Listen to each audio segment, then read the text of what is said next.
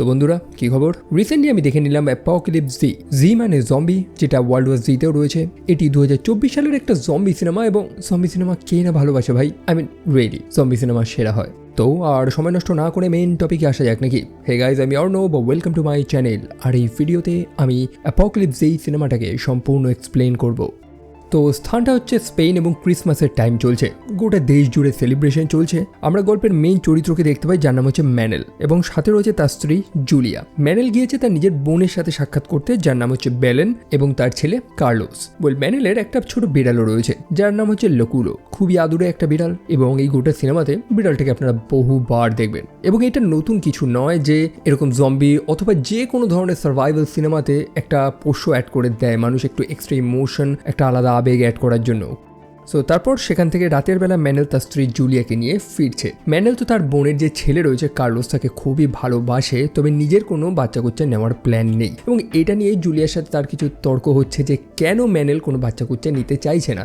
Julia তখন driving করছিল, এবং তাদের কথা কাটাকাটির দরুন সে ডিস্ট্র্যাক্টেড হয়ে যায়, এবং আচমকা তাদের গাড়িটার অ্যাক্সিডেন্ট হয়। সেই অ্যাক্সিডেন্টটা খুবই সিভিয়ার, যে দুর্ঘটনাতে জুলিয়া মারা যায়। তারপরে প্রায় একটা বছর কেটে গেছে। ম্যানেল কমপ্লিটলি ডিপ্রেশনের মধ্যে রয়েছে। সে একা থাকতেই পছন্দ করে, মানুষদের সাথে কোনো যোগাযোগ সে রাখে না। সকালে উঠে সে তার বিড়ালটারেও একটা খাওয়ার ব্যবস্থা করে দেয়। অন্যদিকে টিভিতে একটা নিউজ চ্যানেল চলছিল, এবং সেখান থেকেই আমরা জানতে পারি যে দেশে একটা ভাইরাস ছড়িয়েছে, যেটা ধীরে ধীরে ছড়াচ্ছে, এবং সেই ভাইরাসটার নাম দিয়েছে তারা TSJ ভাইরাস। দেশের সরকার সেই ভাইরাসটা নিয়ে খুব কঠিন পদক্ষেপ নিয়েছে, দেশের বর্ডার বন্ধ করে দিয়েছে, যার জন্য দেশে ইমিগ্রেশন নিয়েও নানান সমস্যা হচ্ছে। এদিকে টিভিতে সেই নিউজ চ্যানেলে একটা জিনিস দেখাচ্ছিল, একটা সিসিটিভি ফুটেজ সামথিং, যে একটা পেশেন্ট বড় অদ্ভুত আচরণ করছে, যে সেই ভাইরাসে আক্রান্ত। বাট সে টিভি তো টিভির মতনই চলছে, ম্যানেল তার নিজের কাজে ব্যস্ত। তারপর সে চলে যায় তার শখের বোটটাকে বিক্রি করার জন্য। তার স্ত্রীর একটা স্মৃতি রয়েছে এই বোটটা, তবে সেই মানুষটাই তো আর নেই, তো এই বোটটা আর কি করবে। ম্যানেল তো সেটা আর ব্যবহারও করে না, সেই কারণেই সে বিক্রি করে দিচ্ছে। ম্যানেল তারপর সুপার মার্কেটে যায়, জিনিসপত্র কেনাকাটি করছে। অন্যদিকে সেখানে মাইকেও কিছু অ্যানাউন্সমেন্ট শুনতে পায় যে মানুষেরা যে কোনো জিনিস 2 ইউনিটের বেশি কিনতে পারবেন না। মানে যেমনটা হয় না যে প্যান্ডামিকের চিন্তাতে মানুষেরা সব জিনিস আগে কিনে সব গ্যাদার করে রাখে, এখানে জিনিসপত্রের শর্টেজ হতে পারে। তো এটার থেকে তো বুঝতে পারলাম যে হ্যাঁ, দেশে একটা সিচুয়েশন তৈরি হয়েছে। অন্যদিকে চিন্তিত ম্যানেলের বোন অর্থাৎ বেলেন, সে তাকে ফোন করে যাচ্ছে, তবে ম্যানেল ফোন রিসিভ করছে না। রাতের বেলা সে ঘরে ফিরে আসে এবং দেখতে পায় যে তার ফ্রিজারে বহু জিনিস অলরেডি গ্যাদার করা রয়েছে। তার মানে ম্যানেল মোটামুটি ঘর দিয়ে বেরোয় না বা বেরোতে পছন্দ করে না, সেই কারণে জিনিসপত্র আগের থেকেই সে কিনে রেখেছে। রাতের বেলা তার বোনের সাথেও তার ভিডিও কলে কথা হয়। তার বোন তাকে জানায় যে রিসেন্টলি তাদেরকে সেখান থেকে ক্যানারি আইল্যান্ডে নিয়ে যাওয়া হচ্ছে, সেই স্থানে তাদেরকে আলাদা ঘরের ব্যবস্থাও করে দেবে। এখন সরকার কেন একটা গোটা শহরের মানুষদের নিয়ে অন্য জায়গায় এভ্যাকুয়েট করছে সেটা এখনো পর্যন্ত স্পষ্ট হয়নি। একটু আগেই তো নিউজ চ্যানেলে বলছিল যে সরকার সবকিছু নিয়ন্ত্রণে রেখেছে। যাই হোক, গোটা শহরকে তো খালি করা হবে। ম্যানেল কি একা থাকতে পারবে? ম্যানেল তো চায় একা থাকতে, তবে তার বোন চায় না। সে চায় যে ম্যানেল তাদের সাথে আসুক, অন্তত অল্প কিছুদিন। না পোষালে সে আবার ফিরে চলে আসবে। সে ম্যানেলকে রিকোয়েস্ট করে যে আগামীকালের ফ্লাইটটা ধরেই যাতে সে প্লিজ চলে আসে, এবং ম্যানেল রাজি হয়ে যায়। তবে সমস্যা তো তখনই শুরু হয় যখন সে আগামীকাল এয়ারপোর্টে গিয়ে পৌঁছায় এবং জানতে পারে আচমকা যে প্রত্যেকটা ফ্লাইট বন্ধ করে দেওয়া হয়েছে, মানে ক্যান্সেল করে দেওয়া হয়েছে, এবং গোটা এয়ারপোর্টে প্যানিক শুরু হয়েছে। অন্যান্য প্যাসেঞ্জার্সরা মনে করতে থাকে যে সরকার হয়তো তাদেরকে সেই স্থানে আটকে রেখে হত্যা করার প্ল্যান করছে। মানে এটা হচ্ছে প্রথম স্টেজ একটা প্যান্ডামিক শুরু হওয়ার। মানুষেরা প্যানিক হয়ে গেছে, ভাঙচুর শুরু করেছে, অনেকে জোর করে এয়ারপোর্টের মধ্যে প্রবেশ করার চেষ্টা করে, যার কারণে সিকিউরিটিরা গুলাগুলিও করে। ম্যানেল এবং অন্যান্য মানুষদের কাছে ফোনে মেসেজ চলে এসেছে যে গোটা দেশ জুড়ে একটা অ্যালার্ট জারি করা হয়েছে, এবং বেলেন তখন ফোন করে জানায় যে সেই ভাইরাসের একটা ডেডলি ভ্যারিয়েন্ট, একটা ভয়ঙ্কর ভ্যারিয়েন্ট লিক হয়েছে। কিছু তো একটা হচ্ছে চারিদিকে। ম্যাক্সিমাম রাস্তা বন্ধ, চারিদিকে সিকিউরিটি চেক হচ্ছে, সেই কারণে রাস্তায় গাড়ির জ্যাম হয়ে গেছে, ভিড় জমে গেছে। ম্যানেল গাড়ি চালিয়ে তো আর এগোতে পারবে না, তাকে হেঁটেই পৌঁছাতে হবে। তাই সে পায়ে হেঁটেই বাড়ি অবধি পৌঁছায়। তবে সেখানে গিয়ে দেখে সে আর এক দৃশ্য, চারিদিকে আর্মিরা রয়েছে এবং তার আইসোলেশনে একটা পেশেন্টকে নিয়ে যাচ্ছে। তবে তাকে সাধারণ মানুষ তো মনে হচ্ছে না, তার আচরণটা অনেক অ্যাগ্রেসিভ। বেসিক কথায় বলতে গেলে সে মানুষটা একটা জম্বিতে পরিণত হয়েছে। বাড়িতে গিয়ে ম্যানেল আবার তার বোনের সাথে কথা বলে। তার বোন জানায় যে এই মুহূর্তে এয়ারস্পেস খোলার কোনো চান্স নেই, অর্থাৎ আকাশে আর প্লেন তো উড়বে না। একই সাথে আর্মিরা বেশ কিছু সেফ জোন বানিয়েছে, যেখান থেকে মানুষদের তুলে এনে রাখা হবে, একটা কোয়ারেন্টিন জোন। তবে সেটা নিয়েও নাকি আর্মিরা অনেক প্রতিবাদ করা শুরু করেছে। দেখুন, মানুষেরা কিছু জানুক না জানুক, আর্মিরা সব জানে, কারণ তারাই ফিল্ডে রয়েছে। সেই কোয়ারেন্টিনে মানুষদের সাথে কিছু তো হচ্ছে, যার কারণে আর্মিরাই অপোজ করা শুরু করেছে। সেই কারণে ব্যালেন তার ভাইকে বলে যে বাড়ি দিয়ে বেরোতে না, লুকিয়ে থাকতে। আর্মিরা আসবে এই স্থানটাকে খালি করার জন্য, তবে সে যাতে না বেরোয়। ম্যানেল তারপর বসে তার নিজের ফোন ঘাটছে, রিলস দেখছে, এবং প্রত্যেকটা রিলসে একই ভিডিও চলছে যে গোটা বিশ্ব জুড়ে যে প্যানিকটা শুরু হয়েছে, মানুষেরা পাগল হয়ে গেছে, রায়ট লেগেছে। অন্যদিকে বেশ কিছু মানুষ নিজেদেরকে ডিফেন্স করার নানান টেকনিক শেখাচ্ছে ভিডিওতে, অর্থাৎ কিভাবে মানুষদের কামড় থেকে বাঁচা যায়। আর সেই ভিডিও দেখতে না দেখতেই আচমকা সিগন্যাল চলে যায়, শুধু ফোনে না, টিভিতেও। মোটমাট একটা ন্যাশনাল এমার্জেন্সি লেগে গিয়েছে। ম্যানেল তারপর তৎক্ষণাৎ চলে যায় সুপার মার্কেটে জিনিসপত্র আরও জোগাড় করতে। তবে সেখানে তো মানুষের মারামারি লেগে গেছে, কে কত জিনিস নিতে পারে, লিটারালি চুরি ঝামারি হচ্ছে সেখানে। তবে সেখান থেকে বেরিয়েই দেখে সে আর এক দৃশ্য, একজন পুলিশ পালাচ্ছে এবং সে একটা সম্ভবত গ্যাস স্টেশনে গিয়ে লুকিয়ে পড়ে। পুলিশটাকে যেন কেউ একজন কামড় মেরেছে, এবং সেখানে আরেকজন পুলিশকেও দেখতে পায়, যার উপরে আর একটা মানুষ আক্রমণ করেছে। ম্যানেল তো প্রথমে ভেবেছে যে হয়তো দুটো মানুষের মধ্যে মারামারি হচ্ছে, তবে সেটা মারামারি তো না, বরং সেই মানুষটা যে আক্রমণ করেছে তার আচরণটা ভিন্ন। সে এবং সে লিটারালি সেই পুলিশটার গলায় কামড় মেরে ছাল চামড়া তুলে দিয়েছে। ফর্চুনেটলি পুলিশটার কাছে বন্দুক তো ছিল, সে সেই আক্রান্ত মানুষটাকে তো হত্যা করে দেয়। তবে সে রিয়েলাইজ করে যে সে যেহেতু কামড় খেয়েছে, সেই কারণে সেও পরিবর্তন হয়ে যাবে। সেই কারণে সে ম্যানেলকে তার কাছে আসতে বারণ করে দেয়। যে পুলিশটা একটু আগে অলরেডি কামড় খেয়ে সে গ্যাস স্টেশনে লুকিয়ে পড়েছিল, তার আচরণটাও ভিন্ন হয়ে গেছে, অর্থাৎ সে ভাইরাসের এফেক্ট খুবই তাড়াতাড়ি দেখা যাচ্ছে আর কি। ম্যানেল সেই দৃশ্য দেখে সেখান থেকে পালিয়ে যায়। যাই হোক, এখন যেহেতু এখানে একটা জম্বি সিনেমা নিয়েই আলোচনা হচ্ছে, তো একটা জ্ঞান দিয়েই দিই। আপনারা আশা করি 28 ডেজ লেটার সিনেমাটা দেখেছেন। যদি আমাকে জিজ্ঞেস করেন যে আপনার লাইফে দেখা সবথেকে সেরা জম্বি সিনেমা কোনটা, আমি ওইটাই বলবো। কারণ অ্যাকচুয়ালি যে জম্বি অ্যাপোক্যালিপস যেমনটা হয়, সেই প্রেক্ষাপটটা যেমন হয় সেই সিনেমাতে সেটা দেখিয়েছে। আমরা কম বেশি জম্বি সিনেমাতেও দেখি, তবে এই জিনিসটা অনেকেই ফুটিয়ে তুলতে পারে না যে একটা সাধারণ মানুষ কিভাবে জম্বিতে পরিণত হচ্ছে। লাইক একটা মানুষ ধীরে ধীরে তার মানসিক কন্ট্রোল হারিয়ে ফেলছে, সে ভেতর থেকে সব ব্যথা যন্ত্রণা আবেগগুলো হারিয়ে ফেলছে। সেই জম্বি হওয়ার যে প্রসেসটা, এটা এতটা পেইনফুল, এটা কিন্তু এখনকার জম্বি সিনেমাগুলোতে তেমনভাবে দেখায় না। এখন most of the zombie cinema হচ্ছে kind of action cinema, but 28 days later সেটা বেস্ট অফ দ্য বেস্ট। যাই হোক, দেশে লকডাউন আরও বাড়িয়ে দেওয়া হয়েছে। প্রায় 4 লাখের বেশি মানুষদের এভ্যাকুয়েট করে একটা ভিন্ন স্থানে নিয়ে যাওয়া হবে, যেটাকে তারা সেফ জোন বলছে। তবে ম্যানেল সে তো বাড়িতেই আশ্রয় নেবে। ইন্টারনেট থেকে ভিডিওস দেখে সে নিজের বাড়ির সিকিউরিটির কিছু ব্যবস্থা করেছে। তবে এখন হচ্ছে সেই রাতের বেলা, যখন আর্মিরা প্রত্যেক বাড়ি বাড়ি ঢুকে মানুষদের বাসে করে তুলে নিয়ে যাচ্ছে সেই সেফ জোনে। এবং তার বোন কিন্তু অলরেডি বলেছিল যে যেভাবেই হোক সেই বাসে যাতে সে না চড়ে, সে যাতে নিজের ঘরের মধ্যেই থাকে এবং ম্যানেল লুকিয়ে থাকে। আর্মিরা তার ঘরে হানা দেয় অ্যাকচুয়ালি। তবে যেমনটা বললাম, সময় কারুর হাতে নেই, আর্মিদের হাতেও নেই। তারা আর বেশি সময় সেখানে নষ্ট করে না এবং সেখান থেকে বেরিয়ে যায়। তো পরের দিন তার সেই সম্পূর্ণ টাউন একদম খালি। দিন তো কাটছে, তবে ম্যানেলের কাছে যে খাবারের স্টক ছিল সেটাও শেষ হয়ে এসছে। তাকে খাবার তো জোগাড় করতে হবে। তার বোনের সাথে তার কোনো কন্ট্যাক্ট নেই, কারণ ইন্টারনেটও নেই। যদিও সরকার আগে অ্যানাউন্স করেই তো দিয়েছিল যে সব ধরনের বার্তা বা নিউজ তাদেরকে রেডিওর মাধ্যমে শুনতে হবে, সেই একদম ওল্ড স্টাইলে।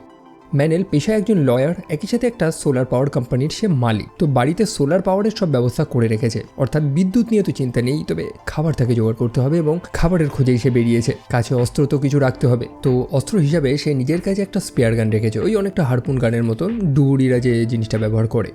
তো বেরিয়ে সে নানান বাড়ি খোঁজাখুঁজি করছে কিছু খাবারের জন্য, তবে কোনো বাড়িতেই কিছু সে পাচ্ছে না। এবং খোঁজাখুঁজি করতে করতে সে একটা বাড়িতে গিয়ে পৌঁছায়, যেখানে একটা মানুষ উপস্থিত ছিল, একজন বৃদ্ধা হুইল চেয়ারে বসে, যার নাম হচ্ছে গ্যাব্রিয়েলা। মানুষটা খুবই ভালো এবং ম্যানেলের সাথেও তার বন্ধুত্ব হয়ে যায়। বিশেষ করে সম্পূর্ণ টাউনে একটা মানুষ নেই, তাই অবশ্যই তাদের একে অপরের তো প্রয়োজন। গ্যাব্রিয়েলা চলতে তো পারে না, হুইল চেয়ারে থাকে। সেই কারণে যে বাসে করে এই টাউনের মানুষেরা চলে গেছে সেই বাসটা সে আর ধরতেও পারেনি। তবে নিজের বাড়ির ফার্স্ট ফ্লোরে বসে সম্পূর্ণ নেবারহুডের উপরে সে নজর রাখতো যে কার বাড়িতে কি আছে। তাই সে ম্যানেলকে আইডিয়াস দিতে থাকে যে কার বাড়িতে কি কি পাওয়া যেতে পারে, এবং সেই কথা অনুযায়ী ম্যানেল সার্চ করা শুরু করে। মোটামুটি বহু বাড়ি থেকে নানান জিনিস সে পেয়েছে, এক বাড়ি থেকে বহু খাবারও পেয়েছে এবং ওয়াকি টকিও পেয়েছে, যাতে সে এবং গ্যাব্রিয়েলা একে অপরের সাথে কথা বলতে পারে। গ্যাব্রিয়েলা সম্পূর্ণ একা, কারণ এই বিপদের সময় তার পরিবার তাকে ফেলে রেখে সেই বাসে করে চলে গেছে। অন্যদিকে সে যখন ম্যানেলকে জিজ্ঞেস করে যে তার সাথে বহু আগে যে মেয়েটা থাকতো সে এখন কোথায়, তখন ম্যানেল সত্যটাই তো জানায় যে 1 বছর আগে সেই মেয়েটা মারা গেছে। তার স্ত্রীর কথা বলছে সে। যাই হোক, রাতের বেলা গ্যাব্রিয়েলা ওয়াকি টকির মাধ্যমে ম্যানেলের সাথে কন্ট্যাক্ট করে এবং তাকে রেডিওটা চালাতে বলে। একটা নির্দিষ্ট ফ্রিকোয়েন্সি চালাতে ম্যানেল সেখান থেকে কিছু বার্তা শুনতে পায়। সেটা হচ্ছে এটাই যে ক্যানারি আইল্যান্ডে বহু মানুষকে আশ্রয় দেওয়া হয়েছে, সেখানে মানুষের খাবার দাবারেরও ব্যবস্থা রয়েছে। তো যারা যারা আসতে চায় তারা যাতে সেখানে আসে। সম্পূর্ণ ঠিকানাটা রেডিওতে দিয়ে দেওয়া হয়েছে। এখন ম্যানেল চিন্তা করছে যে তাদের কাছে খাবারও তো প্রায় শেষ হয়ে যাচ্ছে, কতদিন আর তারা এই শহরে এই স্থানে সার্ভাইভ করবে, এরমভাবে তাদের বেরোতে তো হবে। অন্যদিকে গ্যাব্রিয়েলা সে তো চলতে পারে না, হুইল চেয়ারে রয়েছে, সে কিভাবে যাবে? ম্যানেল জানায় তাকে চিন্তা করার কোনো প্রয়োজন নেই, ম্যানেলের যে বোটটা ছিল সেটাতে করেই সেই আইল্যান্ডে চলে যাবে। গ্যাব্রিয়েলা প্রথমে হেজিটেট করে যে সে একটা মানুষের উপরে বোঝা হয়ে যাবে, যে সে চলতে পারছে না, চারিদিকে এমনি এত বিপদ, এবং আমরা যেটা সন্দেহ করেছিলাম সেটাই হয়।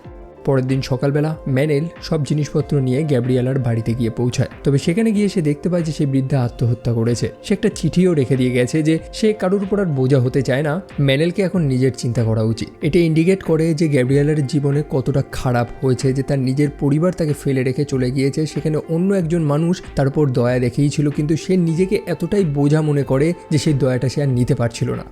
ম্যানেলকে এখন একাই যাত্রা করতে হবে, তবে রাস্তায় তো বিপদ। সৌভাগ্যবশত ম্যানেল একটা বাড়িতে একটা বাইকও পেয়ে যায় এবং সাথে তার নিজের বিড়াল অর্থাৎ লুকুলোকে নিয়ে সেই বাইকে চেপে বেরিয়ে যায় সেই ক্যানারি আইল্যান্ডের উদ্দেশ্যে। রাস্তাটা অনেকটাই লম্বা এবং অবশ্যই পুরো ফাঁকা, তবে তাকে একটা জঙ্গল দিয়ে যেতে হবে, যে জঙ্গলের মধ্যে সেই জম্বিসগুলো ছিল। অ্যাকচুয়ালি সেটা এক টাইপের ক্যাম্পিং সাইট, সম্ভবত বহু ট্যুরিস্ট সেখানে এসে ইনফেক্টেড হয়েছে এবং তারা সেখানেই পড়ে রয়েছে। নানান বিপদ পেরিয়ে ম্যানেল কোনো মতে নিজের ডকে গিয়ে তো পৌঁছায়, তবে সেখানে একটাও বোট নেই, যে কটা বোট রয়েছে সেগুলো অকেজো হয়ে রয়েছে, চালানোর মতন আর নেই। সেই কারণে একটা ছোট ডিঙি চালিয়ে তাকে সেই স্থান ত্যাগ করে বেরোতে হয়।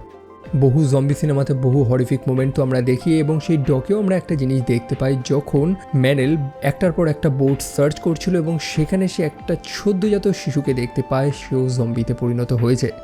যাই হোক, একটা ছোটোখাটো বোট নিয়ে তো সে বেরোয়, তবে সেটা নিয়ে ক্যানারি আইল্যান্ড পর্যন্ত পৌঁছানোটা সত্যিই দায়, এবং যেতে যেতেই মাঝখানে তার সেই ছোটো বোটটাও নষ্ট হয়ে যায়। তবে তার কারণটা হলো জলের নিচে থাকা কিছু ডেড বডি। জলের মাঝখানেই ম্যানেল একদম ফেসে গিয়েছে, তবে সেখানে এক আশার আলো সে দেখতে পায়। হ্যাঁ, একটা আলো তো সেখানে আসে, যার মধ্যে কিছু রাশিয়ানস মানুষ ছিল যাদের হাতে বন্দুক ছিল, যাদের বসের নাম হচ্ছে উসাকো। সেই মানুষটা একজন সেলার, তার নিজস্ব একটা বড় জাহাজ রয়েছে। যাই হোক, সেখানে আরেকজন মানুষ ছিল ভিক্টর, সে ইংলিশ বলতে পারে এবং সে ম্যানেলের সাথে কথা বলা শুরু করে। সেই মানুষগুলোকে দেখে একদমই সুবিধার মনে হচ্ছিল না। তারা ম্যানেলকে তাদের জাহাজে নিয়ে যায়, তাকে খাবার টাবার দেয় এবং জিজ্ঞেস করে যে সে কোথায় যাচ্ছে। ম্যানেল সত্য কথাটাই জানে যে সে ক্যানারি আইল্যান্ডে যাচ্ছে, যেখানে নাকি মানুষদের আশ্রয় দেওয়া হয়েছে। সে ম্যানেলকে এটাও জিজ্ঞেস করে যে সে কি করে, পেশায় কি। ম্যানেল জানায় যে সে লয়ার, যেটা সেই অন্যান্য মানুষগুলো বা সেই রাশিয়ানগুলো একদমই শুনতে ইচ্ছুক না। তবে ম্যানেল এটাও জানে যে তার একটা সোলার পাওয়ারের কোম্পানি আছে, আর যেটা শুনতে পেয়ে ভিক্টর সেই রাশিয়ানগুলোকে জানায় যে ম্যানেল একজন ইঞ্জিনিয়ার, আর সেই কারণে তারা ম্যানেলকে নিজেদের সাথে রাখে। দেখুন, এই মানুষগুলো একদম ভালো না, এটা প্রথমেই দেখে এদের বোঝা গিয়েছে। না তারা সরকারের লোক, না আর্মি, তারা হাতে বন্দুক নিয়ে কী বা করছে সমুদ্রের মাঝখানে তারা। যাই হোক, ভিক্টর একজন ইউক্রেনিয়ান, তার মা একজন আমেরিকান ছিল, সেই কারণে কম বেশি ইংলিশ সে জানে। তো ভিক্টর জানায় যে ম্যানেলই হচ্ছে প্রথম একজন মানুষ যাকে তারা এই জলের মাঝখান থেকে উদ্ধার করেছে। এর আগে কোনো মানুষকে তারা উদ্ধার করতে পারেনি। তবে ম্যানেলের বহু প্রশ্নে ভিক্টর উত্তর দিচ্ছে না, সে ইগনোর করে যাচ্ছে। রাতের বেলা ম্যানেল যখন তার ডেকের মধ্যে শুয়েছিল, সেখানে একটা ফাঁকা থেকে সে বাইরে কিছু মানুষদের দেখতে পায়, যারাও সম্ভবত সেই জলের মাঝখানে ফেসে গিয়েছিল। এবং পরের দিন সকালবেলা ম্যানেল সেই মানুষগুলোকে আর সেই জাহাজে দেখতে পায় না। যাই হোক, ম্যানেলকে তারা যে কারণে রেখেছে, কারণ ম্যানেল লোকাল মানুষ, এখানে কোথায় কি আছে সে জানে। ম্যানেল বলেও দেয় যে কোথায় কোন জিনিসপত্র রয়েছে, কোথায় তারা কোন জিনিস পাবে এবং কোন রাস্তা ধরে যেতে হবে। তবে সে যখন ভিক্টরকে জিজ্ঞেস করে যে গতকাল রাতে যে মানুষগুলোকে সে দেখেছিল সে ফাঁকা থেকে, যে মানুষগুলো আশ্রয় চাইছিল, তারা কোথায়, ভিক্টর তখন কমপ্লিটলি ডিনাই করে দেয় যে না, কোনো মানুষ তো আসেনি। যাই হোক, ম্যানেল সেই মানুষগুলোকে ইনফরমেশন দিয়ে দিয়েছে, এখন সেই মানুষগুলো বেরোবে, তবে নর্মালভাবে না, হাতে বন্দুক নিয়ে তারা বেরোচ্ছে। ম্যানেল বুঝতে পেরেছে যে এই মানুষগুলো একদমই সুবিধার না। সে ভিক্টরের সাথে চলে যায় কথা বলার জন্য, কারণ ভিক্টর এবং সে ছাড়া এই জাহাজে কেউ ইংলিশ বোঝে না এবং বলতেও পারে না অবভিয়াসলি। তো ভিক্টর নাকি একজন পাইলট। ম্যানেল তাকে জানায় যে নিকটবর্তী একটা হসপিটালের ছাদের উপরে একটা হেলিকপ্টার রয়েছে, তারা লুকিয়ে লুকিয়ে সেখানে পৌঁছে সেই হেলিকপ্টারে করে চলে যেতে পারবে যদি ভিক্টর তাকে সাহায্য করে। যদিও ভিক্টর তার কোনো তেমন রেসপন্স তো করে না, সেই কারণে রাতের বেলা ম্যানেল তার জিনিসপত্র গুছিয়ে তার বিড়ালটাকে নিয়ে লুকিয়ে লুকিয়ে সেখান থেকে বেরোনোর চেষ্টা করে, এবং সেই স্থানে দুজন বন্দীকে দেখতে পায় যাদেরকে বেঁধে রাখা হয়েছে, এবং এগুলো সেই মানুষ যারা গতকাল রাতে সাহায্য চাইছিল জলে। এই মানুষগুলোর পরিবারকে হত্যা করা হয়েছে এবং এদেরকে আটকে রাখা হয়েছে টাকা নেবে বলে। ম্যানেল তাদেরকে ছাড়ায়, তবে একজন গার্ড সেখানে চলে আসে যে একজন বন্দীকে হত্যা করে দেয়। তবে সময় মতন ভিক্টর সেখানে চলে আসে যে সেই গার্ডটাকে হত্যা করে ফেলে। তারপর ভিক্টর, ম্যানেল তারা কোনো মতে একটা বোট নিয়ে সেখান থেকে পালায়, কারণ সেই রাশিয়ানসরা কিন্তু এলোপাথারি গুলি চালাচ্ছিল এবং একটা গুলি ভিক্টরের কাঁধেও লেগে যায়।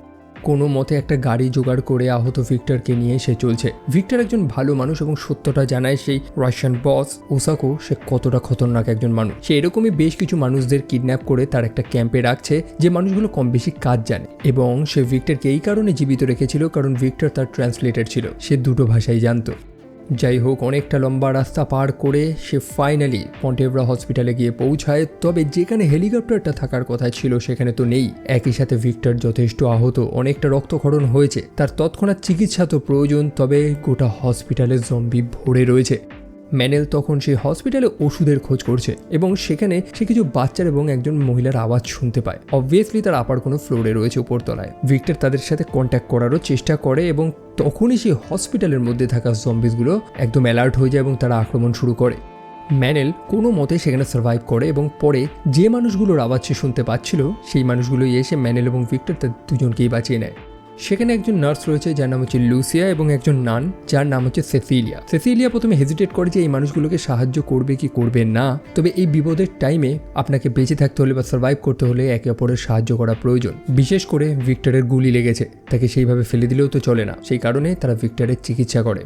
সেখানে বেশ কিছু বাচ্চা কুচ্চা ছিল যাদের পিতামাতারা এই হসপিটালেই ভর্তি ছিল এবং অবভিয়াসলি তারা মারা গেছে বা জম্বি হয়ে গেছে। বাচ্চাগুলোর প্রথমেই নজর পড়েছে ম্যানেলের কাছে থাকা তার বিড়ালটার উপরে, লুকুলো যার নাম, আদুরে একটা বিড়াল। এবং তখন আমরা জানতে পারি যে এই বিড়ালটা হচ্ছে একটা ইমোশনাল সাপোর্ট বিড়াল। এই যেমন একাকিত্ব বা বিভিন্ন ট্রমায় ভোগা মানুষদের যে ইমোশনাল সাপোর্ট দিয়ে যে কুকুর বা বিড়ালদের ব্যবহার করা হয়।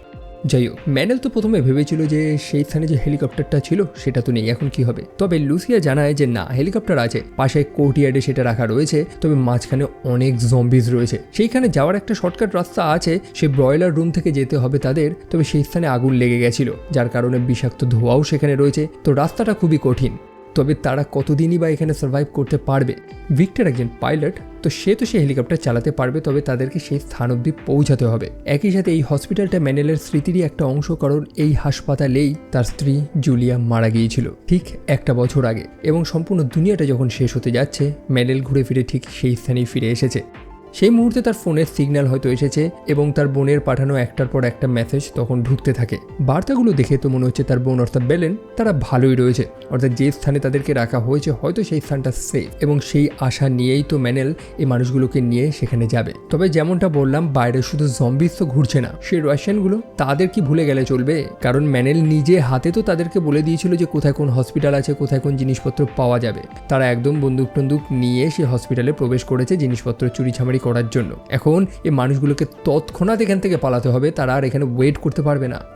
তাদের সেই ধ্বংস হয়ে যাওয়ার ব্রয়লার রুম থেকেই যেতে হবে। প্রচুর গরম এবং বিষাক্ত ধোঁয়া, তাদের নাক চেপেই সেখান থেকে বেরোতে হবে। তবে আনফর্চুনেটলি একটা দরজা খুলতেই একটা জম্বি এসে সরাসরি সেই সিস্টার সিসিলিয়াকে কামড় দিয়ে দেয়।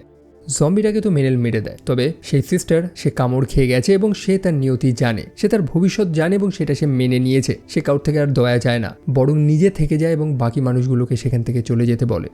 তো ফাইনালি তারা কোনো মতে কোর্টইয়ার্ড অব্দি পৌঁছেছে। বাইরে জম্বিসগুলো ঘুরে বেড়াচ্ছে যারা এখনও এদেরকে দেখতে পায়নি। কোনো ধরনের আওয়াজ করলে চলবে না। কিভাবে তারা যাবে এখন? ওয়েল, ম্যানেল ইন্টারনেটে সেই ভিডিওসটা দেখেছিল না যে কিভাবে সেলফ ডিফেন্স করতে হবে, সেরকমই টেকনিক সে সেখানে ইউজ করে। সেখানে পড়ে থাকা ট্রলিগুলোকে নিজেদের ঢাল বানিয়ে একত্রে তারা এগোতে থাকে। জম্বিসরা আক্রমণ করে, তবে কেউ কোনো কামড় বসাতে পারেনি। আর এরকমই সাকসেসফুলি তারা সেই হেলিকপ্টার অব্দি তো পৌঁছায়।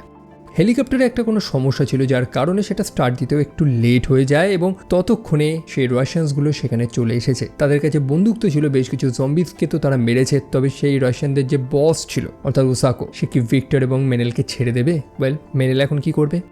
মেনেল তখন একটা রিস্ক নিয়ে নেয়। একটা ফেন্স ছিল যেখানে জম্বিগুলো আটকা পড়েছিল।